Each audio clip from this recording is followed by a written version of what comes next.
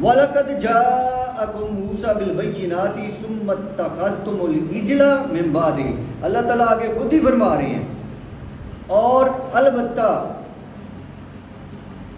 آئے تمہارے پاس موسیٰ، اور جب تمہارے پاس موسیٰ علیہ السلام نبی آئے بالبینات کھلی نشانیاں لے کر، ثم اتخذتم العجل پھر تم نے بچڑے کو پکڑ لیا، من بعد ہی اس کے بعد، وانتم ظالمون اور تم ظالم ہو۔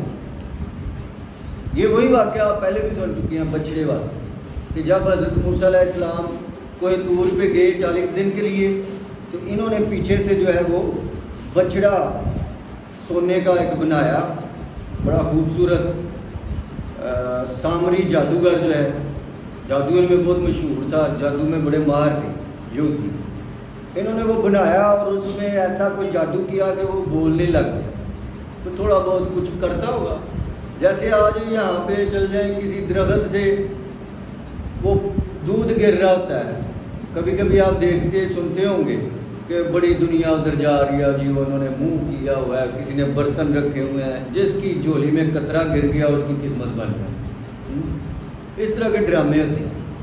تو انہوں نے بھی کوئی ایسا کیا ہوگا۔ اب اس کی ڈیٹیل قرآن نہیں بتاتا کہ وہ کیا بولتا تھا، صحیح بولتا تھا یا کچھ تھوڑی بہت بات کرتا تھا، بہرحال کچھ ایسا تھا ڈرامے جو آج کل ہم دیکھتے ہیں نا، اس طرح کا تھا، اس سے کچھ بڑا ہی ہوگا، کیونکہ وہ قرآن میں ذکر آ گیا، وہ بڑی چیز ہوگی جس کو دیکھ کے بندے کا ایمان جاتا تھا اور وہ اس کو جو ہے وہ پوجا شروع کر دیتے کہ بچڑا جو ہے یہ تو بڑا، یہ خدا ہے۔ عام بچڑے تو بول نہیں سکتے، یہ بولنے والا ہے، اس کا مطلب ہے کہ اس کے اندر خدا ہے یا یہ خدا ہے، اس طرح کا کوئی انہوں نے۔ تو اس میں اللہ تعالیٰ فرما رہے ہیں وَلَقَدْ جَاءَكُم مُوسَىٰ بِالْبَيِّنَاتِ، اور جب ہم نے موسیٰ کو بھیجا کھلی نشانیاں دے کر، واضح نشانیاں دے کر، ثُمَّ اتَّخَذْتُمُ الْعِجْلَ مِن بَعْدِهِ، تو پھر تم نے بچڑے کو پکڑ لیا اس کے بعد، وَأَنْتُمْ ظَالِمُونَ اور تم ظالم ہو۔ وَإِذَا أَخَذْنَا مِيثَاقَكُمْ وَرَفَعْنَا فَوْقَكُمُ الطُّورَ، اور جب ہم نے لیا تم سے پختہ عہد اور ہم نے کھڑا کیا تمہارے اوپر طور کو۔ یہ بار بار کچھ چیزیں آتی رہتی ہیں کیونکہ وہ لوگ جو تھے اصل میں ظاہری خطاب ان کو ہو رہا تھا، یہودیوں کو، اور یہ چیزیں ان کے ذہن میں، ان کے دماغ میں بالکل رچی بسی تھی۔ جس طرح آج کل ہم کئی پیروں کے واقعات سنتے ہیں نا، وہ عوام میں اتنے مشہور ہوتے ہیں کہ بچے بچے کی زبان پہ ہوتے ہیں، اس طرح سے ان کو یہ پتہ تھا، تو اس لیے قرآن ان کو وہ باتیں بتا کے تو سمجھاتا تھا کہ شاید کوئی سمجھ جائے، تو کچھ لوگ سمجھ جاتے تھے، لیکن اکثر جو ہے وہ اللہ تعالیٰ آگے فرما رہے کہ یہ ان کا کام کیا تھا۔ وَإِذْ أَخَذْنَا مِيثَاقَكُمْ، جب ہم نے تم سے عہد لیا پختہ، وَرَفَعْنَا فَوْقَكُمُ الطُّورَ، کیسے لیا عہد کہ تمہارے اوپر ہم نے کھڑا کر دیا طور پہاڑ کو، طور پہاڑ بستی کے اوپر، یہودیوں کی بستی کے اوپر ایسے کھڑا کیا اللہ نے، اور نبی نے کہا کہ اللہ سے وعدہ کر لو نہیں تو یہ آیا تمہارے اوپر، زبردستی ان سے وعدہ لیا گیا، اور انہوں نے وعدہ لیا، وعدہ دیا، خُذُوا مَا آتَيْنَاكُمْ بِقُوَّةٍ وَاسْمَعُوا۔ اب یہ بات آ رہی کہ وعدہ کیا تھا، جو وعدہ لیا وہ وعدہ کیا تھا؟ وعدہ یہ تھا خُذُوا مَا آتَيْنَاكُمْ بِقُوَّةٍ وَاسْمَعُوا، پکڑو جو ہم نے تمہیں دیا ہے، یعنی کتاب، پکڑو جو ہم نے تمہیں دیا ہے، کیسے پکڑو؟ مضبوطی سے، وَاسْمَعُوا اور سنو، غور کرو، یعنی یہ کتاب اس وقت بھی نہیں مانتے تھے، آج جب وہ موسیٰ چلے گئے، کتاب میں تحریف ہو گئی، انہوں نے اب سینوں سے لگائی ہوئی ہے، اب یہ بڑا احترام کر رہے ہیں، تو پیچھے اللہ تعالیٰ فرما رہا ہے کہ تم پہلے بھی نہیں پکڑتے تھے، تمہارے اوپر وعدہ پہاڑ کھڑا کر کے تو تم سے زبردستی وعدہ لیا گیا تھا کہ اس کو پکڑو۔ پکڑنے سے مراد یہ نہیں ہے کہ اس کو پکڑے رکھنا ہے، پکڑنے سے مراد ہے کہ اس پر عمل کرنا ہے، ٹھیک ہے نا؟ جب ہم کہتے ہیں کہ قرآن کو پکڑ لو تو پکڑنے سے مراد نہیں ہے کہ یہ ہاتھ سے پکڑنا ہے، اس کا مطلب یہ ہوتا ہے کہ اس پر عمل کرنا ہے، یعنی جو جو اس میں حکم آئے ہیں ان کے اوپر عمل کرنا ہے۔ خذوا ما آتیناکم بقوۃ واسمعوا، پکڑو جو ہم نے تمہیں دیا ہے قوت کے ساتھ اور غور سے سنو، یعنی جب ہم یہ توجہ کے لیے کہ تمہیں کہا گیا ہے کہ اس کتاب کو سنو، پڑھو اور اس کے احکامات پر عمل کرو، تم سے یہ وعدہ کیسے لیا گیا ہے؟ زبردستی۔ تو آج تم اسی کتاب کی وجہ سے قرآن کو ٹھکرا رہے ہو، جس کو خود پہلے نہیں مانتے تھے، اب اسی کی محبت میں قرآن کو ٹھکرا رہے ہو۔ اچھا، آگے اللہ تعالیٰ خود ہی کہتے ہیں کہ تم کیا کرتے تھے اس وقت؟ ظاہر ہے اس وقت کے لوگ نہیں تھے، ان کے آباء و اجداد تھے نا، تو وہی سمجھا جاتا ہے نا۔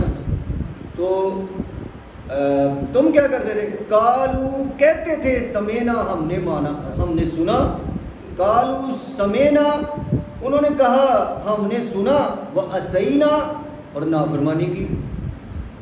یعنی وہ اتنے بدبخت تھے کہ بالکل بھی خوف، بالکل بھی کوئی شرم حیا نہیں ہے۔ وہ کہتے تھے ہم نے سنا اور نافرمانی کی، حالانکہ اللہ کا حکم تھا سمینا و اطاعنا، سنو اور اطاعت کرو، عمل کرو، اور یہ کہتے تھے سمینا و عصینا، ہم نے سنا اور نافرمانی کی۔ اور یہ اتنے بدبخت تھے، منافق زیادہ تر ان میں ہوئے ہیں۔ یہ جو کافر تھے نا، مشرک تھے مکے کے، ان میں کوئی منافق نہیں تھا، وہ یا تو پکے کافر تھے یا پکے مسلمان تھے۔ یہ جو یہودی ہیں نا، یہ ڈرپوک قوم تھی اور یہ دھتکاری ہوئی قوم تھی، حالانکہ سب سے زیادہ انعام و انعامات ان کے اوپر ہوئے۔ اللہ تعالیٰ نے ان کے لیے آسمان سے کھانا بھیجا ہے، من و سلوہ۔ 4000 سے زائد انبیاء ان کی اولاد میں آئے ہیں، حضرت اسحاق علیہ السلام اور اوپر جا کے حضرت ابراہیم علیہ السلام تک ان کا شجرہ جاتا ہے، تو وہاں سے پھر یہ ساری نسل 4000 انبیاء سے بھی زیادہ۔ لیکن ان کا وتیرہ نہیں بدلا، ان کی عادت نہیں بدلی۔ انہوں نے کہا کہ ہم نے سنا اور نافرمانی کی۔ یہ جب ان کو کہتے تھے نا کوئی، یہ کیا کہہ رہے ہو؟ کہتے تھے اپنے دماغ کا علاج کراؤ، ہم نے اطاعنا ہی کہا ہے۔ یہ اتنے منافق تھے کہ وہ تھوڑا سا سمینا و اطاعنا، تو وہ آسان کر یہ ایسے بول دیتے تھے کچھ ٹیڑھا میڑھا کر کے۔ تو جیسے پیچھے بھی ذکر آیا ان کا کہ یہ نبی کریم صلی اللہ علیہ وسلم کو بھی جو ہے وہ کہتے تھے، کیا تھا لفظ،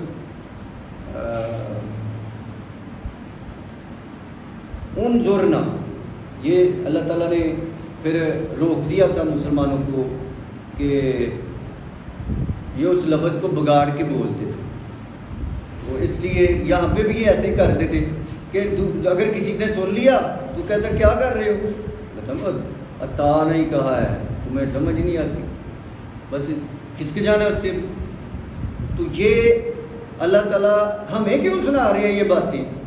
ہمیں اس لیے سنا رہے ہیں، قرآن اس وقت کے لیے نہیں تھا، یہ قیامت تک کے لیے۔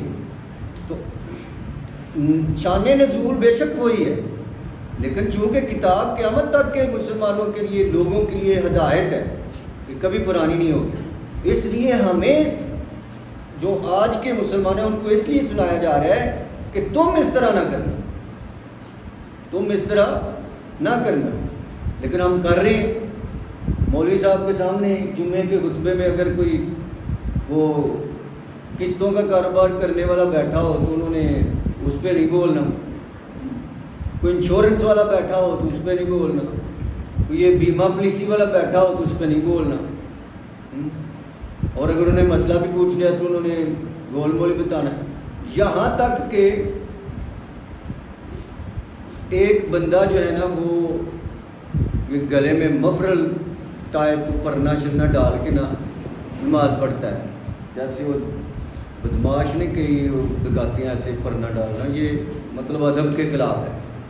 اگر چادر لینی ہے، چلو سردی لگ رہی ہے چادر لے سکتی ہیں، یہ تو نہیں نا اب وہ مولے جٹ کی طرح اسے پرنا لٹکایا ہوا ہے، اس طرح نماز۔ میں مفتی تو نہیں ہوں لیکن ادب کے خلاف ہے۔ ہاں اگر اس کو نہیں پتہ تو وہ ایک لادہ بات ہے، اللہ معاف کرنے والا ہے، لیکن اگر پتہ ہے جان کے کہتا نہیں جی میں نے ایسی پڑھنی ہے تو یہ میرے خیال میں پھر نماز نہیں ہوتی. بہرحال مولوی صاحب سے پوچھا گیا تو مولوی صاحب نے کہا کہ اس طرح نماز نہیں ہوتی. کوئی جن کے پاس علم کم ہوتا ہے نا وہ فتوے زیادہ دیتے ہیں, ہم تو نہیں فتویٰ لگاتے. اس نے کہا دیا نماز نہیں ہوتی. وہ بندہ اس مولوی کے سامنے سال پورا ایسے نماز پڑھتا رہا. مولوی صاحب نے اس کو نہیں منع کیا, جس نے مسئلہ پوچھا ہے اس کو کہہ دیا کہ اس طرح نماز نہیں ہوتی. وہ بندہ تیرے پیچھے روز آ کے پڑھتا ہے نماز, تو اس کی نماز خراب کر رہا ہے. کیا ہے کہ ناراض نہ ہو جائے. چوری صاحب ہے نا, وہ کہتے ہیں ناراض نہ ہو جائے. مولوی سے پوچھا بھی کیا یار تم کہتے کیوں نہیں؟ تو وہ کہتا ہے کہ میں انہیں کیا کہنا ہے, میں کہوں گا ایسے کروں گا, کچھ بھی نہیں. یہ حال ہے کہ ان کے علماء کا بھی یہی حال تھا. جب یہ السلام علیکم کہتے تھے مسلمان, وہ کہتے تھے السلام علیکم, مر جاؤ تم. اتنا منافق لوگ تھے. مسلمان کہتے ہیں السلام علیکم, تو وہ مسلمانوں سے جب ملتے السلام علیکم, السلام کا مطلب ہے مر جاؤ تم ہلاک ہو جاؤ. اس لیے نبی کریم صلی اللہ علیہ وسلم نے کہا ہے کہ ان سے سلام نہیں لیں, یہودیوں سے سلام. آپ نے بھی یہ بات سنی ہوگی کہ غیر مسلم سے سلام نہیں لینی چاہیے, لیکن یہ جو ہے نا یہ ٹھیک بات نہیں ہے. ہاں اس کا ایک منظر تھا کہ وہ چونکہ دشمن اسلام تھے اور وہ لفظوں کو بگاڑتے تھے, تو آپ سرکار صلی اللہ علیہ وسلم نے کہا کہ ان سے سلام نہیں لی, اگر لیں گے سلام تو تم نے ویسے ہی جواب دے دینا. یہ علماء ہمارے بتاتے ہیں. لیکن میں یہ کہتا ہوں, بلکہ اور بھی علماء ہیں جو اس پہ ہیں کہ اسلام لینی چاہیے. وہ ایک خاص واقعہ تھا.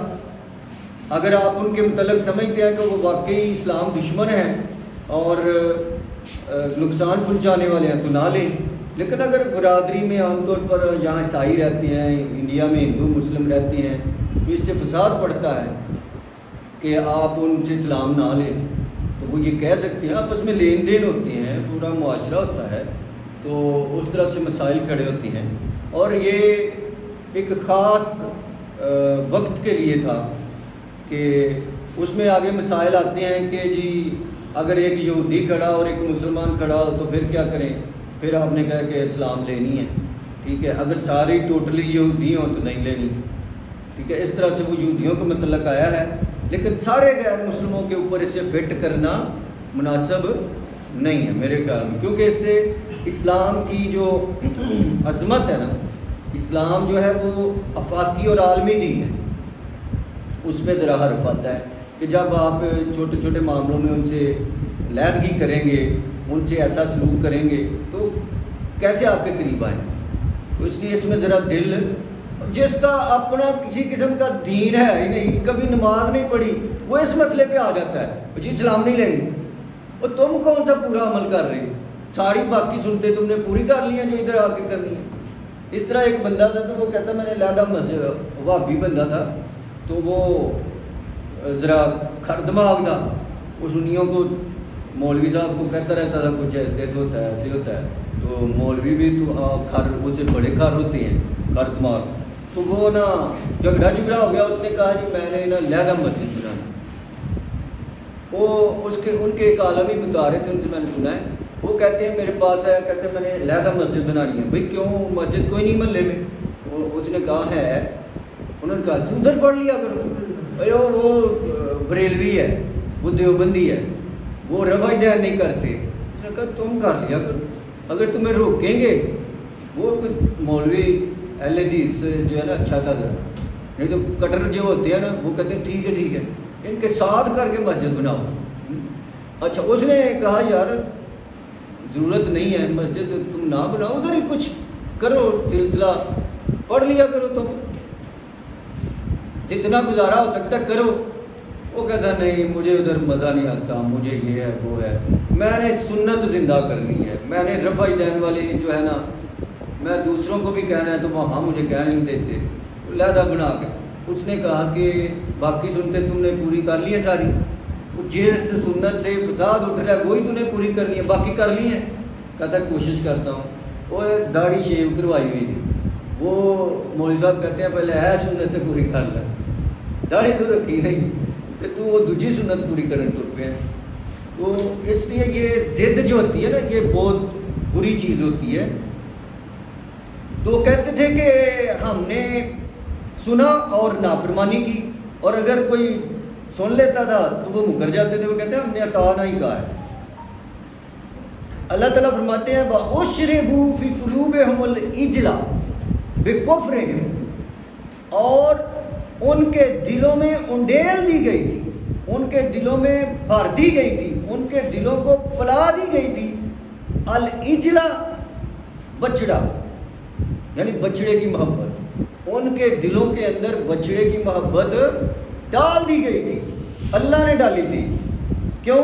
بِكُفْرِهِمْ، ان کے کفر کے سبب، جو وہ نہیں تھا نا مانتے، تو اللہ تعالیٰ جو ایک دفعہ دو دفعہ تین دفعہ نہ مانے تو اللہ تعالیٰ اس کو دھدکار دیتے ہیں۔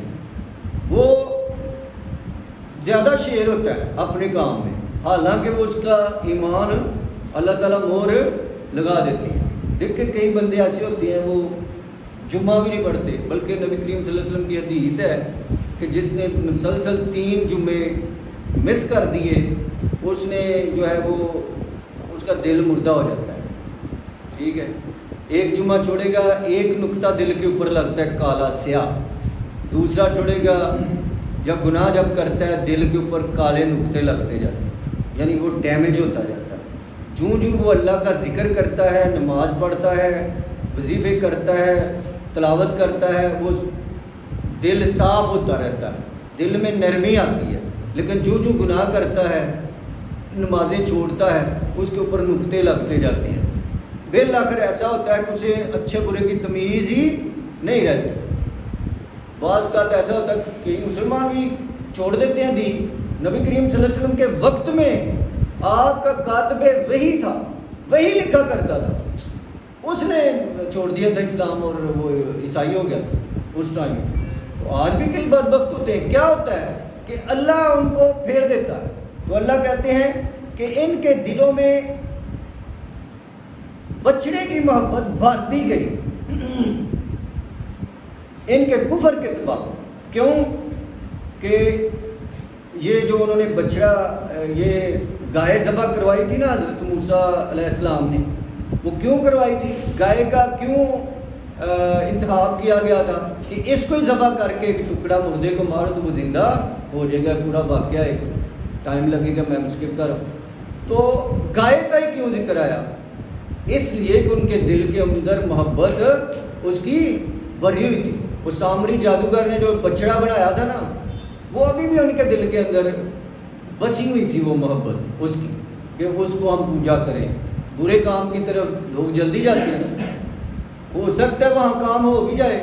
اللہ تعالیٰ جس کو زیادہ گمراہ کرنا چاہتا ہے نا، وہ جب جاتا ہے بت کے سامنے، وہ دعا کرتا ہے، اللہ تعالیٰ کہتا ہے مجھے گا لے لے، پوری ہو جاتی ہے۔ کیوں؟ اللہ تعالیٰ دھتکار دیتا ہے کہ چل اب جا، تو نے خریدی ہے آخرت کے بدلے دنیا کی زندگی، تو خریدی ہے تو خرید لے۔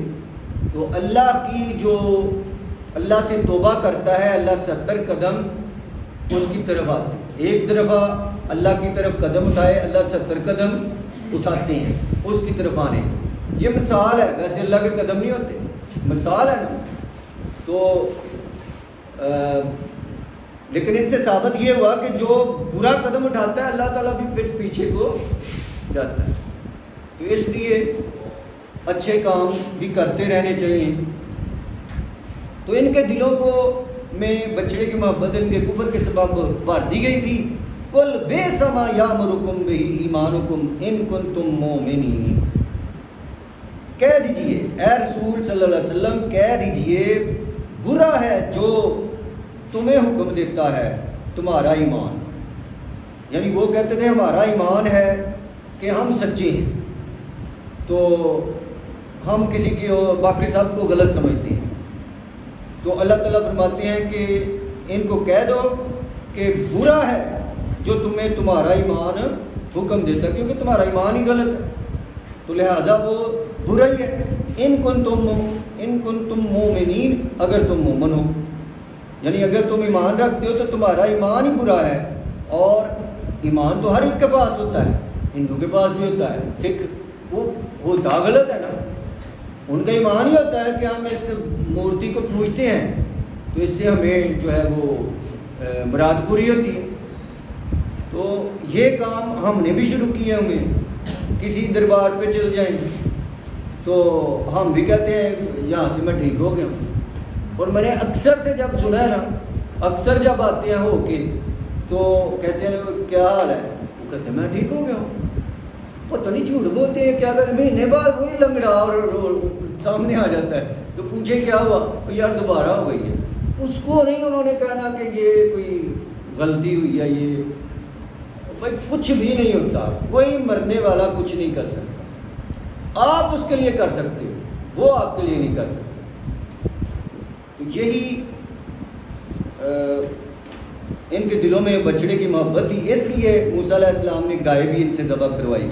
آج بھی گائے کی پوجا ہو رہی ہے انڈیا میں، مسلم جب عید کی قربانی وہ بین لگاتے ہیں، بعض ریاستوں میں پکا بین لگا ہوا ہے کہ گائے کی جو ہے وہ ذبح نہیں کرنی، تو یہ وہی محبت چلی آ رہی۔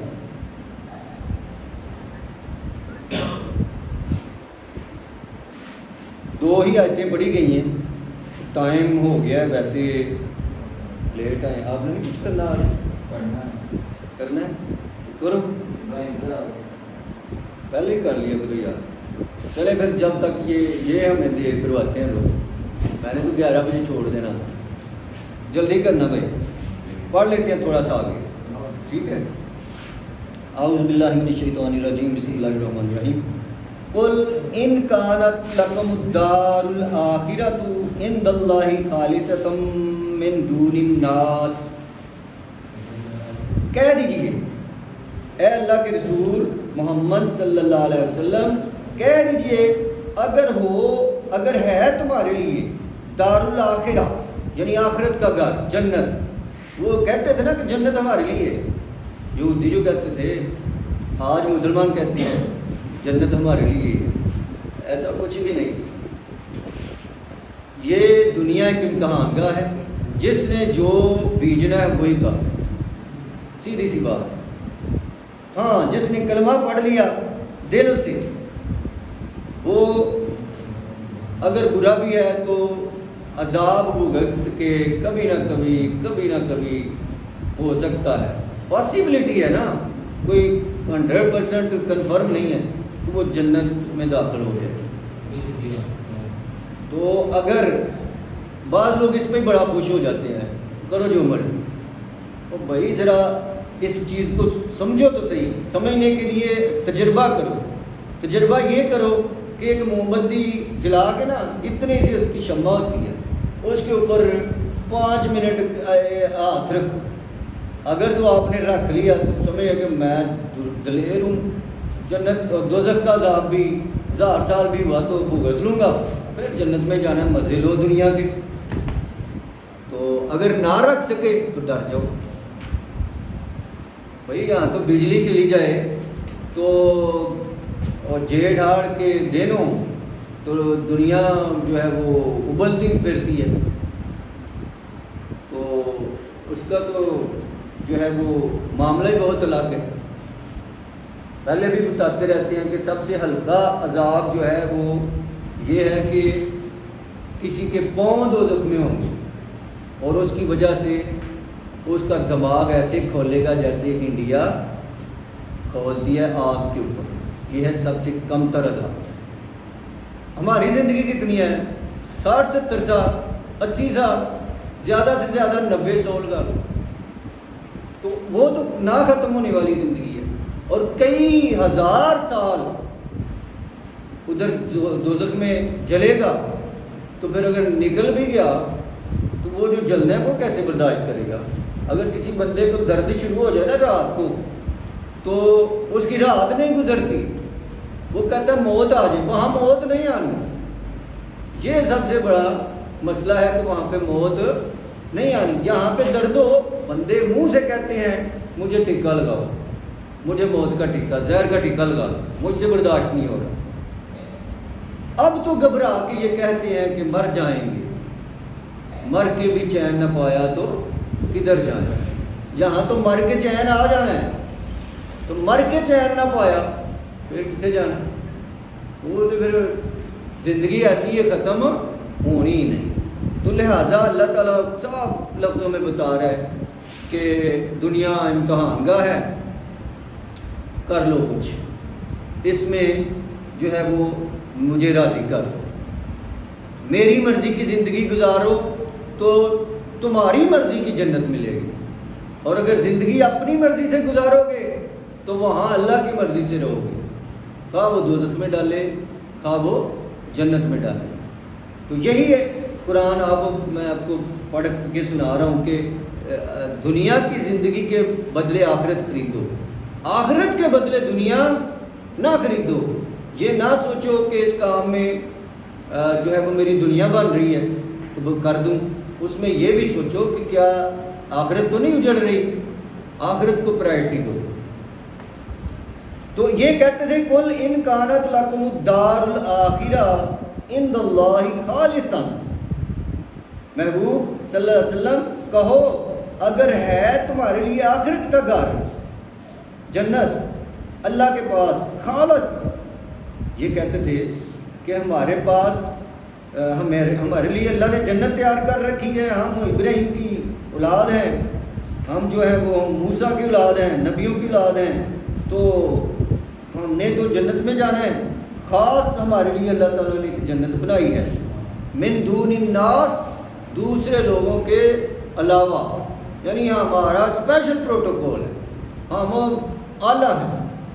تو یہودی کہتے ہیں، بلکہ آپ مشاہدہ کر لیں ہر مذہب یہی کہتا ہے، ہر مذہب کے اندر جو فرقے ہوتے ہیں وہ دوسرے فرقوں کے مقابلے میں یہی کہہ رہے ہوتے ہیں۔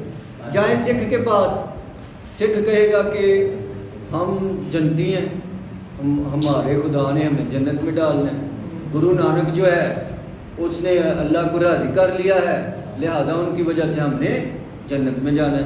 جائیں ہندوؤں کے پاس، وہ بھی یہی کہتے ہیں، یہودی یہی کہتے ہیں، عیسائی کہتے ہیں کہ حضرت عیسیٰ نے پھانسی پہ لٹک کے نا ہماری ساری جو گناہ غلطیاں خطائیں ہیں انہوں نے اپنے اوپر لے لی ہیں، وہ سزا بھگت گئے ہیں، اب ہمارے یہاں کوئی امتحان نہیں ہے، بس ہم ان کا کلمہ پڑھتے رہیں تو مر جائیں گے تو ہم سے کوئی حساب ہی نہیں ہونا، کیونکہ حساب دے گئے ہیں، حضرت عیسیٰ علیہ السلام حساب کتاب کر گئے ہیں پورا۔ یہی ہم مسلمان کہتے ہیں کہ جس نے کلمہ پڑھ لیا وہ دوزخ میں ہمیشہ کے لیے نہیں جائے گا، کسی نہ کسی دن وہ دوزخ سے نکل ہی جائے گا۔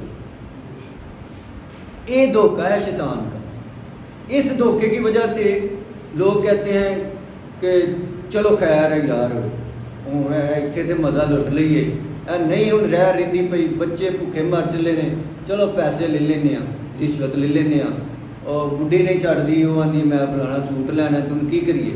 جی رشوت لیں نا سرکاری افسر، انہوں نے پوچھیے نا، وہ کہتے ہیں یار ساڈا خرچہ ہی نہیں پورا ہوتا، پولیس والے کہتے ہیں وہ خرچہ ہی نہیں پورا ہوتا، گھر جائیے تو یہاں کی اماں بچیاں دی آدھی ہے میں وڈے سکولے پانا جتنے 20,000 فیس، تو میں پھر کی کراں، وہ 20,000 کا تو میک اپ ہوتا مہینے کا بیگم کا، میں کی کراں کپڑے وہ پانے، تو اپنی ضرورت آپ ہی بدا لینیاں نے، تو بلیم دودھ ہی کہتے ہیں جی دودھ چ پانی نہ پائیے شہر کے بچے بیمار ہو جاتے، گلا سنو، ہر ایک نے اپنا کوئی نہ کوئی کڑیا ہے۔ تو یہ شیطان دے سمجھو کہ فتنے نے انہیں انسان کو ورگلایا ہے، کسی نہ کسی طریقے نال انہوں ورگلایا ہے، وہ جڑا بھی بھڑا کام کر رہا ہے، اللہ نے میٹر رکھا انسان دے اندر جنہوں ضمیر کہندے، وہ خود ہی دس چھڑدا ہے کام غلط، جدوں بندہ ٹردا ہے نا وہ آپ ہی دس چھڑدا ہے انہوں کیا غلطی، تے وہ پھر بھی کرتا ہے، وہ شیطان کے بہکاوے میں آتا ہے، وہ دنیا کو چمکا چمکو کے دکھاتا ہے اور آخرت کو جو ہے وہ کہتا ہے جان اے جان میٹھا تے اگلا کس ڈٹھا، وہ اس فارمولے پہ عمل کرتا ہے۔ تو مسلمان بھی یہی کہتے ہیں کہ ہم نہیں جنت میں جانا ہے، لیکن میں یہ کہتا ہوں کہ جانا تو مسلمان نہیں، لیکن عملوں سے جانا ہے، بغیر عملوں کے نہیں، ٹھیک ہے؟ تو کچھ نہ کچھ دیکھیں، سب کو اپنے بڑوں سے عقیدت ہے اور وہ یہی کہتے ہیں کہ ان کی وجہ سے ہمارا اللہ راضی ہو گیا ہوا ہے، تو اگر ہم بھی ایسے ہی کہیں تو پھر ہم میں اور ان میں فرق کیا رہ گیا؟ ہم کو اللہ تعالیٰ نے کہا ہے کنتم خیر امۃ اخرجت للناس تامرون بالمعروف وتنہون عن المنکر، تم بہترین امت ہو، ہمیں اللہ نے کہا، اس میں کوئی شک نہیں ہے، ہم بہترین امت ہیں۔ آگے بتا رہے کیوں بہترین امت ہو؟ تم اچھائی کا حکم دیتے ہو، برائی سے روکتے ہو، اگر تو آپ یہ کام کرتے ہو تو پھر آپ بہترین امت ہو، جنت میں جاؤ گے، اور اگر یہ کام نہیں کرتے تو دوزخ میں جاؤ گے، سیدھی سی بات، کیونکہ اللہ نے سب کو پیدا کیا، ان سے بھی اتنی محبت کرتا ہے جتنی ہم سے کرتا ہے۔ ہم کوئی اللہ مٹی سے نہیں اس نے بنایا، سب اس نے بنائے ہیں، برابر سب سے پیار کرتا ہے، بس دیکھنا اس نے یہ ہے کہ مجھ سے کون پیار کرتا ہے، میری بات کون مانتا ہے۔ تو یہ آیت ختم کرتے ہیں، فَتَمَنَّوُا الْمَوْتَ إِن كُنتُمْ صَادِقِينَ۔ بس 94 آیت تک ہم نے آج کور کر لیا ہے۔ تو اللہ تعالیٰ فرماتے ہیں کہ کہو ان سے اگر تمہارے لیے جنت خاص جنت ہے دوسرے لوگوں کے علاوہ تو کرو موت کی تمنا۔ فتمنا، بڑی مزے کی بات، فتمنوا الموت ان کنتم صادقین، تم مرنے کی تمنا کرو، یعنی جلدی جلدی جنت میں پہنچو، کہ تم جو کہتے ہو کہ وہاں ہمارا طور ہی بڑا ہونا ہے، جنت ہمارے لیے ہے، تو کرو مرنے کی تمنا کہ مجھے موت آ جائے تو جلدی جلدی میں جنت میں جاؤں۔ تو آگے آج تمہیں آئے گا کہ وہ کہتے تھے ہمیں تو ہزار سال زندگی چاہیے، اس کا مطلب ہے کہ تم یہ ایسے جھوٹے ہو، جس کو جنت کی زیادہ تمنا ہوتی ہے وہ موت سے ڈرتا ہی نہیں۔ صحابہ کی زندگی دیکھ لیں تو وہ حضرت خالد بن ولید ساری عمر تلوار پکڑ کے تو جنگوں میں جاتا رہا اور خواہش رکھی ہے کہ میں شہید ہو جاؤں، ساری عمر انہوں نے جب بھی سوچ کے جاتے تھے، سوچتے تھے کہ میں نے آج شہید ہونا ہے، اور گھس جاتے تھے جہاں پہ زیادہ خطرہ ہوتا تھا، لیکن اللہ نے انہیں جو کہہ دیا ہوا تھا کہ یہ اللہ کی تلوار ہے، تو اس لیے اللہ کی تلوار تو پھر ٹوٹنی نہیں تھی نا، اللہ نے انہیں قرآن میں کہہ دیا کہ یہ اللہ کی تلوار ہے۔ خالد بن ولید اس نے جب اسلام کے خلاف تھا تو اس میں بھی احد میں اس نے ہروایا تھا مسلمانوں کو، اور جب ساتھ ہوا ہے تو پھر اس نے پھر یرموک اور یہ ایران اور وہ روم وغیرہ فتح کیے ہیں، اور وہ اس طرح لڑتے تھے کہ مجھے کوئی شہید کر دے، لیکن خود شہید ہونا یہ بھی ٹھیک۔ ایک صحابی جو ہے وہ گئے دوڑتے ہوئے میدان جنگ میں لڑ رہے تھے، بڑی بہادری سے، صحابی جو کچھ پیچھے تھے انہوں نے کہا یہ جنتی ہے، بڑی اچھی لڑائی لڑ رہے ہیں۔ آپ صلی اللہ علیہ وسلم نے کہا تمہیں کس نے کہہ دیا ہے، تمہیں کس نے بتایا ہے، یہ تو دوزخی ہے۔ وہ دیکھتے دیکھتے اس نے ایسا کیا کہ اپنے آپ کو جب زخموں کی وہ درد ہوئی نا تو اس کے برداشت نہ ہوئی، اس نے پھر اپنے آپ کو تلوار ماری، یعنی حرام موت، خودکشی، یہ حرام ہے۔ یہ فاتمنا والموت جو ہے نا، یہ ہے کہ مرنا خود نہیں ہے، خودکشی نہیں کرنی، ویسے اللہ سے تمنا کرنی ہے کہ یا اللہ میں نہیں ڈرتا موت سے، میں تو تجھ سے ملنا چاہتا ہوں جلدی جلدی، تو مجھے موت دے دے، یہ کہہ سکتے ہیں۔ لیکن اس میں کیونکہ قرآن کہہ رہا ہے کہ موت کی تمنا کرو، صحابی کرتے تھے، یہی ہے نا، یا اللہ ہمیں شہید کر دینا۔ اور ایک حدیث میں آتا ہے کہ نبی کریم صلی اللہ علیہ وسلم فرمایا کہ وہ مسلمان جو جس کے دل میں شہادت کی تمنا نہیں ہے، اس کا ایمان ہی نہیں مکمل ہوتا، اس نہ لڑے نہ جائے، لیکن اس کے ذہن میں تمنا ہونی چاہیے کہ میں شہید ہوں گا۔ کون سی ماں کہے گی کہ میرا بیٹا شہید ہوگا؟ وہ مائیں نہیں ہیں، وہ مائیں جو تھی نا وہ کہتی تھی کہ جا شہید ہو جا، آج کل تو کہتی ہیں جا ڈنکی لا جا۔ تو آخر دعوانا الحمدللہ رب العالمین. اللہم صلی علی سیدنا محمد وعلی آل سیدنا محمد وبارک وسلم. رب اشرح لی صدری ویسر لی امری واحلل عقدۃ من لسانی یفقہوا قولی. رب زدنی علما رب زدنی علما. یا حی یا قیوم برحمتک استغیث. یا پروردگار عالم ہماری قرآن کے لیے محبت میں اضافہ فرما. یا اللہ قرآن و سنت سے پیار کرنے کی توفیق عطا فرما. اپنے اور اپنے محبوب کا ہمیں محبوب بنا دے. یا اللہ تو رحیم تو غفار تو کریم تو عظیم تو اعلیٰ ہے. اللہ تیرے دربار میں کوئی کمی نہیں. تو جو جی چاہے کر سکتا ہے. یا اللہ فضل فرما ہم پر. جتنے بھی لوگ دوست احباب یہاں بیٹھے ہیں یا اللہ ان کو دنیا میں بھی آسانیاں اور کامیابیاں عطا فرما اور آخرت میں بھی آسانیاں اور کامیابیاں عطا فرما. یا اللہ ان کی بیماریاں دور فرما. یا اللہ بے روزگاری کے جو پریشانیاں ہیں ان کو ختم کر دے. یا اللہ زندگی میں سکون اطمینان عطا فرما. یا اللہ قرآن کو سمجھنے کی توفیق عطا فرما.